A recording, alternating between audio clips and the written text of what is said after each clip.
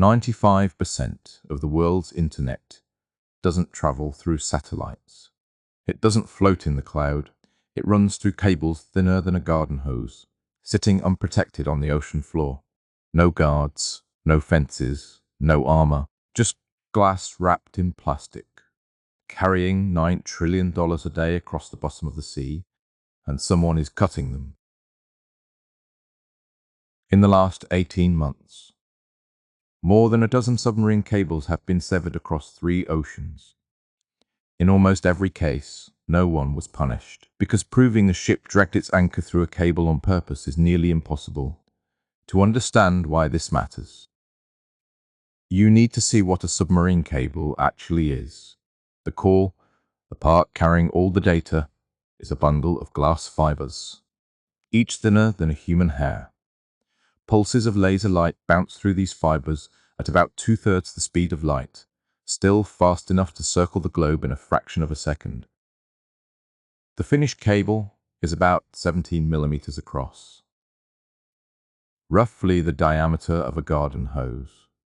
And inside that hose flows 95% of all intercontinental data, every email, every bank transfer, every video call that crosses an ocean, more than 500 active cables, connecting every continent, except Antarctica, near coastlines.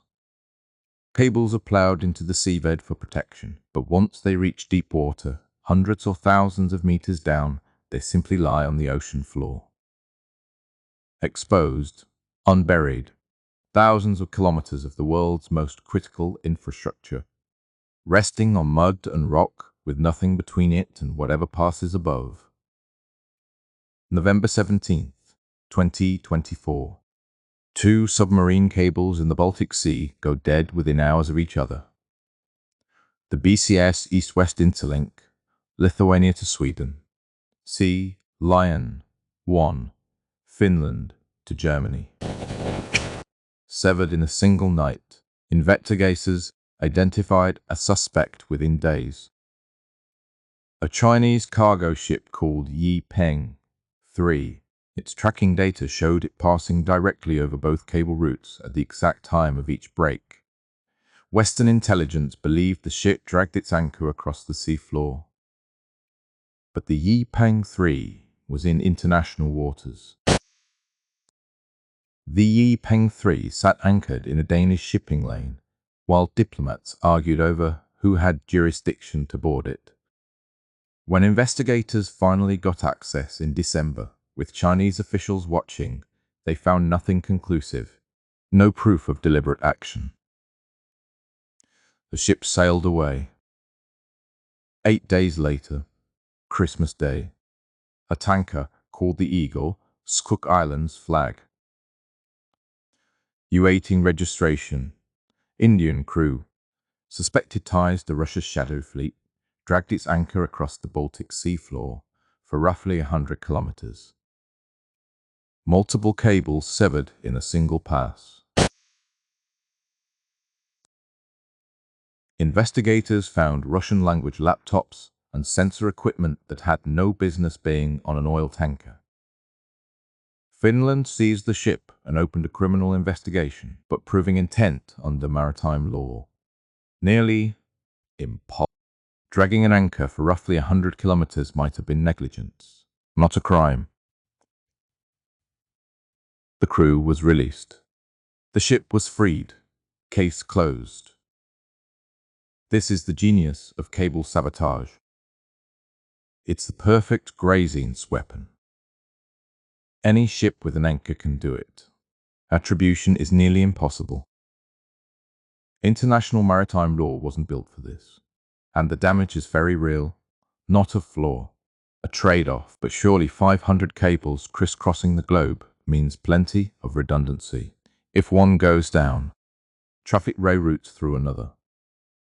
The Internet's ancestor, ACPANET, was built with resilience in mind. Paul Barron at RAND designed packet switching specifically to survive catastrophic attacks, but that was for military network. Here's why that assumption is dangerously wrong for the commercial internet. Submarine cables don't spread evenly across the ocean floor, they cluster. They converge at narrow choke points, the same straits and channels where shipping has always concentrated. The Strait of Malacca, Bab al-Mandeb at the mouth of the Red Sea. The Luzon Strait between Taiwan and the Philippines. Cut the cables at one choke point, and you don't lose one line. You lose dozens. We know this isn't theoretical. December 26, 2006. 2 magnitude 7 earthquakes struck off the coast of Taiwan in rapid succession. Underwater landslides ripped through the Luzon Strait, the single most concentrated cable corridor in Asia. 8 cables, more than 20 breaks. Internet across East Asia collapsed. Financial systems froze. International calls dropped to silence. It took weeks to restore. That was an earthquake. Now consider what happens when humans target these choke points deliberately. Early 2024, the Red Sea became a war zone. Houthi forces attack commercial shipping. In the chaos, 4 submarine cables went dark. Whether from a stray anchor, a damaged vessel, or something else, no one has confirmed. Seacom, TGN, Gulf, Asia, Africa, Europe, 1. Europe-India Gateway. 25% of all data between Asia and Europe. Severed. Nobody claimed responsibility. The Houthis denied it. The cables may have been snagged by anchors from disabled ships drifting through the combat zone. It doesn't matter. The cables were down, and fixing them, that's its own nightmare. There are fewer than 70 cable repair ships on the entire planet. These aren't ordinary vessels. They carry thousands of meters of spare cable. Deep-sea grappling systems and remotely operated vehicles that work at crushing depths. You can't improvise one. You can't charter one. And you definitely can't build one fast. The average cable repair takes 40 days. That's from the moment a cable goes dark to the moment it's restored, including weeks of sailing just to reach the break. Each repair costs $1 to $3 million. And if multiple cables fail simultaneously in different oceans, the repair fleet simply doesn't have the capacity. And the fleet is shrinking. 2/3 of all cable repair ships will reach the end of their service life by 2040. The industry needs $3 billion in investment just to maintain current capacity. That money isn't coming. We're not treading water. We're sinking while the repair fleet decays. Someone is investing in the opposite direction. Researchers at Chinese defense-adjacent institutions have published patents for submarine cable-cutting tools over the past decade. The intent is ambiguous. They could be for maintenance, salvage, or something far more strategic. Gumpupre. Deep-sea optical cable shears. Towed cutting system. Retrieval mechanisms designed to locate, sever, and remove entire sections of cable from the ocean floor. Now look at a submarine cable map of East Asia. More than 10 major cables pass through the Luzon Strait, the narrow channel between Taiwan and the Philippines. These carry the vast majority of data connecting East Asia to the global internet. Taiwan alone depends on these cables for 97% of its international connectivity. This keeps engineers up at night. Now, imagine a coordinated operation, not one ship dragging an anchor, multiple vessels positioned at the Luzon Strait. The Strait of Malacca, the South China Sea, all moving simultaneously in a single night. 15 to 20 cables, severed at multiple choke points. The repair fleet can barely handle one crisis. It cannot handle 5. What goes dark? Everything. $9 trillion in daily financial transactions, frozen. Military command channels, severed. GPS, augmentation. Cloud services, hosting half the world's businesses, unreachable. Emergency response, coordination.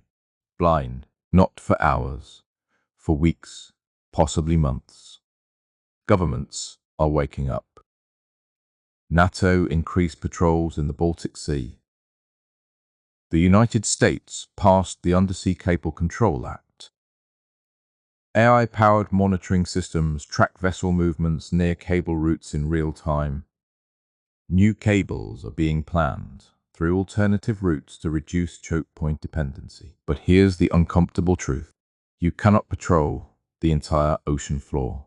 You cannot armor a cable that needs to flex with currents for 30 years. You cannot build repair ships fast enough to outpace a coordinated attack. The asymmetry is permanent. Cutting a cable costs almost nothing, and fixing one takes 40 days and millions of dollars. Physics always collects. We built the fastest communication network in human history, and we laid it across the most vulnerable surface on Earth. Every emergency call, every byte of data that crosses an ocean travels through glass fibers thinner than a hair, resting on the silent floor of the abyss. We chose speed, we chose efficiency.